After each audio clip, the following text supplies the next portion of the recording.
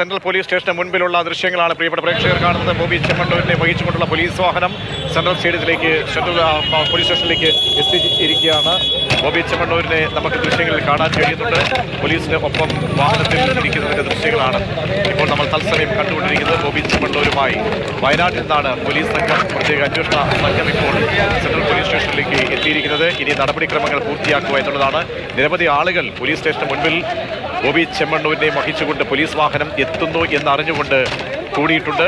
മാധ്യമപ്രവർത്തകരുടെ വലിയ സംഘവും സെൻട്രൽ പോലീസ് സ്റ്റേഷന് മുൻപിൽ കാണാൻ കഴിയുന്നുണ്ട്. പോലീസ് നന്നേ പണിപ്പെട്ടുകൊണ്ടായിരിക്കും ബോബി ചെമ്മണ്ണൂരിനെ പോലീസ് സ്റ്റേഷന് അകത്തേക്ക് പ്രവേശിപ്പിക്കുക. കനത്ത സുരക്ഷാ വലയത്തിൽ തന്നെയാണ് പോലീസ് ഉള്ളത്.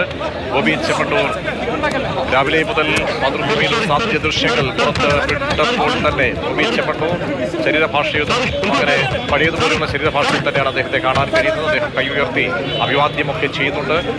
ഇപ്പോൾ പോലീസ് സ്റ്റേഷനിലേക്ക് എത്തിക്കുന്നതിൻ്റെ തത്സമയ ദൃശ്യമാണ് സെൻട്രൽ പോലീസ് സ്റ്റേഷന് മുൻപിൽ നിന്നും നമ്മൾ കാണാൻ കഴിയുന്നത്. പോലീസ് ബോബി ചെമ്മണ്ണൂരിനെ ഇറക്കിയാണ്. മാധ്യമങ്ങൾ പ്രതികരണങ്ങൾ തേടാൻ ശ്രമിക്കുന്നുമുണ്ട്.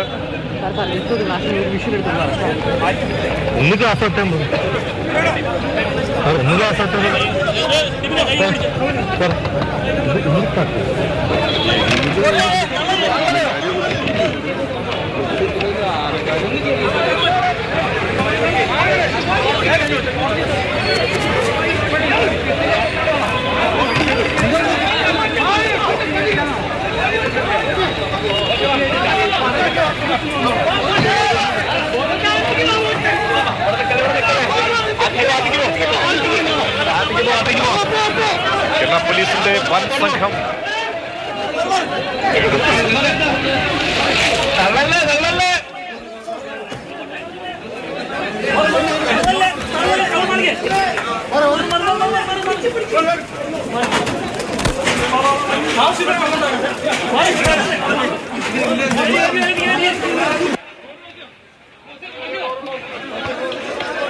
ബോബി ചെമ്മണ്ണൂരിനെ സെൻട്രൽ പോലീസ് സ്റ്റേഷന് അകത്തേക്ക് കയറ്റുന്നതിൻ്റെ ദൃശ്യമാണ്, തത്സമയ ദൃശ്യമാണ് നമ്മൾ കണ്ടുകൊണ്ടിരിക്കുന്നത്. സെൻട്രൽ പോലീസ് സ്റ്റേഷൻ അകത്ത് നിന്നുള്ള ദൃശ്യങ്ങളാണ്. അല്പസമയം മുമ്പ്, വലിയ സമയമായിട്ടില്ല, ബോബി ചെമ്മണ്ണൂരിനെ പോലീസ് സ്റ്റേഷനകത്തേക്ക് എത്തിച്ചിരിക്കുകയാണ്. ഇനി നിയമപരമായിട്ടുള്ള നടപടിക്രമങ്ങൾ ഈ കേസുമായി ബന്ധപ്പെട്ട് പൂർത്തീകരിക്കുക എന്നുള്ളതാണ് പോലീസിനെ സംബന്ധിച്ചോളം ഉള്ളത്. വൈദ്യപരിശോധനയ്ക്ക് ഹാജരാക്കി ഇന്ന് തന്നെ മജിസ്ട്രേറ്റിന് മുൻപിൽ ഹാജരാക്കിയേക്കും എന്നാണ് നമ്മൾ മനസ്സിലാക്കുന്നത്. അങ്ങനെയെങ്കിൽ അധിക സമയം എടുത്തേക്കില്ല. ഇനി മജിസ്ട്രേറ്റിന് മുൻപാകെ എത്തുമ്പോൾ റിമാൻഡ് റിപ്പോർട്ട്, പോലീസിന്റെ റിപ്പോർട്ട് വളരെ പ്രധാനപ്പെട്ടതായിരിക്കും.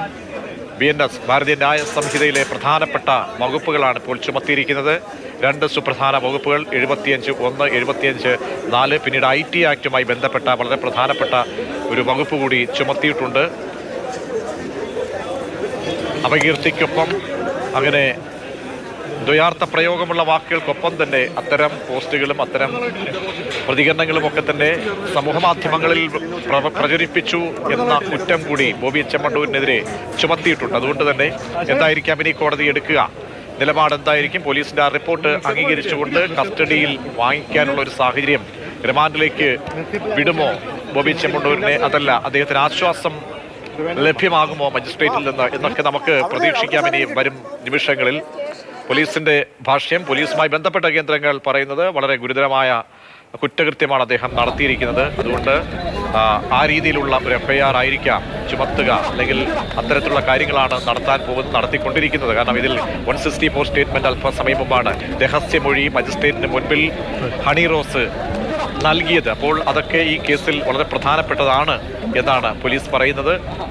അതേസമയം ഇനി എന്തായിരിക്കാം ബോബി ചെമ്മണ്ണൂർ മജിസ്ട്രേറ്റിന് മുൻപിൽ പറയുക എന്നത് വളരെ പ്രധാനപ്പെട്ടതാണ്. ഈ കേസിന്റെ ഗ്രാവിറ്റിയൊക്കെ അനുസരിച്ച് പോലീസ് പറയുന്നത് പോലെ റിമാൻഡിലേക്ക് പോകുമോ, അതല്ല ഒരു ആശ്വാസം ലഭ്യമാകുമോ ബോബി ചെമ്മണ്ണൂരിന് എന്നുള്ളത് നമ്മളിനി അറിയണം. അങ്ങനെ സെൻട്രൽ പോലീസ് സ്റ്റേഷനിലേക്കാണ് ഇപ്പോൾ ബോബി ചെമ്മണ്ണൂരിനെ എത്തിച്ചു കഴിഞ്ഞു. അല്പസമയം മുമ്പ് നമ്മൾ കണ്ട ദൃശ്യങ്ങൾ അത് വീണ്ടും പ്രേക്ഷകരെ ഒന്നുകൂടി കാണിക്കുന്ന സമയമാണിത്. അദ്ദേഹത്തെ പ്രവേശിപ്പിച്ചു കഴിഞ്ഞു സെൻട്രൽ പോലീസ് സ്റ്റേഷന് അകത്ത്.